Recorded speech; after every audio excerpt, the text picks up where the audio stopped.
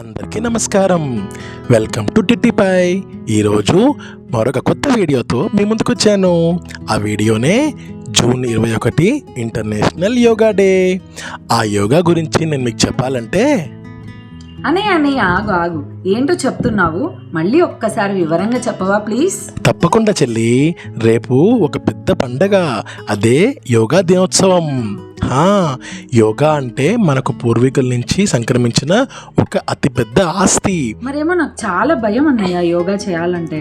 యోగా అంటే కొన్ని ప్రక్రియలు ఉంటాయమ్మా. ఆ ప్రక్రియలు చేస్తే మనము ఎప్పటికీ మానసిక ఒత్తిడిని తగ్గించుకోవచ్చు, శరీర సౌష్ఠవాన్ని పెంచుకోవచ్చు, రోగ నిరోధక శక్తిని పెంచుకోవచ్చు. ఇలా చాలా చాలా లాభాలు ఉంటాయి. అవునా అన్నయ్య? మరి తప్పకుండా లాభాలు ఉంటాయి. మరేమో నువ్వు ఒక్కసారి చూపించు, తర్వాత నేను రేపటి నుంచి యోగా చేస్తాను. ఖచ్చితంగా చూపిస్తాను చెల్లి. అవి కూడా రేపటి నుంచి తప్పకుండా చేయాలి. నువ్వు కూడా అన్నయ్య. సో అందరికీ నేషనల్ యోగా డే శుభాకాంక్షలు. శుభాకాంక్షలు.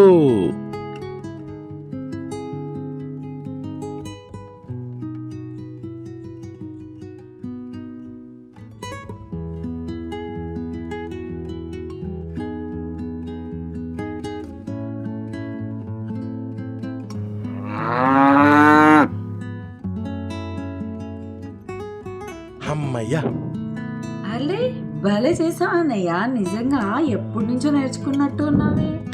ఒకసారి ఇంకా దాని గురించి వివరంగా చెప్పవా? తప్పకుండా చెప్తాను చెల్లి. ఇప్పుడు జూన్ 21 మనకు ఇంటర్నేషనల్ యోగా డే కదా. జూన్ 21 ఎందుకు పెట్టారు తెలుసా నీకు? ఎందుకన్నయ్య? ఇదేంటంటే ఉత్తరాయణ సూర్యోదయాన్ని సూచించే సంవత్సరం యొక్క అతిపెద్ద రోజు అన్నమాట ఇది. ఆధ్యాత్మికంగా కూడా చాలా ప్రాముఖ్యమైన రోజుగా దీన్ని పరిగణిస్తారు. ఆంధ్రప్రదేశ్లో ఈవెన్ ప్రభుత్వ, ప్రైవేట్ స్కూళ్ళు, కాలేజీలు, ఆయుష్ శాఖ, పట్నం, గ్రామీణ అందరూ యోగా క్యాంపులు నిర్వహించి చాలా ఒక పెద్ద పండుగ మాదిరి చేస్తున్నారు తెలుసా? తప్పకుండా వెళ్దామన్నయ్య అయితే. మరి వెళ్ళడానికి మనకు స్కూల్ కూడా సెలవే. ఈ 2025 థీమ్ ఏంటంటే yoga for one earth one health అనమాట. థీమ్ అంటే మనకు ఆ ఒక్క పండగకి సంబంధించి దేని మీద కాన్సన్ట్రేట్ చేయాలి అని చెప్తారనమాట.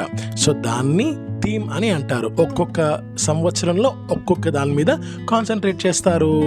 చాలా బాగా చెప్పావన్నయ్య. కానీ ఇవన్నీ నీకు ఎలా తెలుసు? నాకు మా స్కూల్లో సార్ చెప్పారు.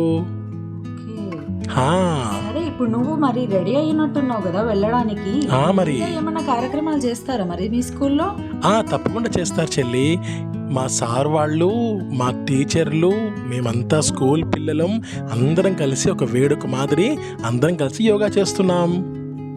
సరే అన్నయ్య. అలాగే మీ స్కూల్లో మొక్కలు కూడా ఇస్తారుగా, అవి కూడా తీసుకొనిరా.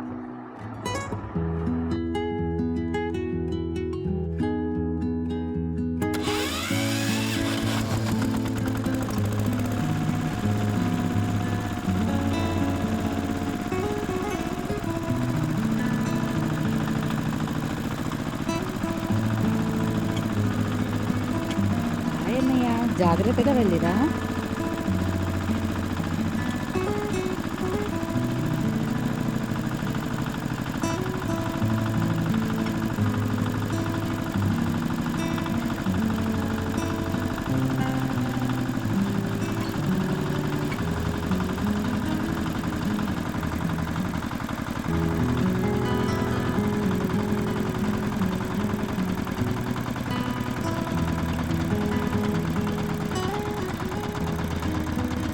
ఇప్పుడే వచ్చేసావా అన్నయ్య?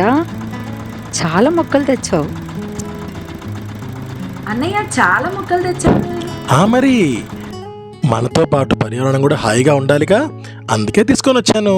అవునన్నయ్య, త్వరగా వెళ్ళి నాటుదాం పద. పద. అన్నయ్య, ఈ మొక్కలన్నీ చూస్తుంటే నాకు ఒకటి అనిపిస్తుంది. ప్రతి సంవత్సరం ఈరోజు మనము మొక్కలు నాటుదాం. నువ్వు చెప్పిన యోగా డే తర్వాత ఈ మొక్కలు నాటే గురించి చాలా నాకు మంచిగా అనిపించింది. సో ప్రతి సంవత్సరం మనం ఈ మొక్కల్ని నాటుదామన్నయ్య. తప్పకుండా నాటుదాం చెల్లి. ఈ నాటేది ఏంటంటే మనకు సృష్టిలో మనం ఏది ఇచ్చినా అది వెనక్కి ఇచ్చేస్తుంది అనమాట.